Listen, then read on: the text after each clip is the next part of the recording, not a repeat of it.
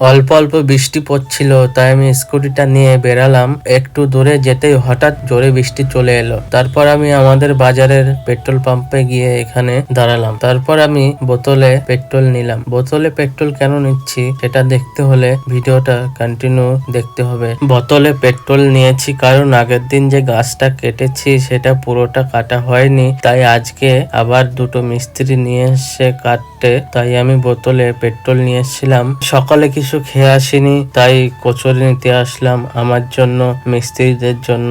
গাছ কাটা পুরোটা হয়ে গেছে, আমি ইঞ্জিন ভ্যানে করে নিয়ে যেখানে মিল রয়েছে সেখানে নিয়ে যাচ্ছি। তো মিলে গাছ নিয়ে চলে এসেছি। এখানেই কাঠ ফাড়াই করে। কিভাবে কাঠ ফাড়াই করে তোমরা দেখো। তোমরা কে কে দেখেছো এটা অবশ্যই কমেন্টে জানাও। A few moments later. তারপর আমি বাড়ি চলে এলাম। বাড়ি এসে আমার ভাগ্নেকে নিয়ে খেতে বসে গেছি। মা রান্না করেছে ভাজি, ডাল আর নিরামিষ। তোমরা কে কে ডাল খেতে ভালোবাসো অবশ্যই কমেন্ট করে জানাও। আমার তো খুব একটা ভালো লাগে না, তো আমি খেতে থাকি।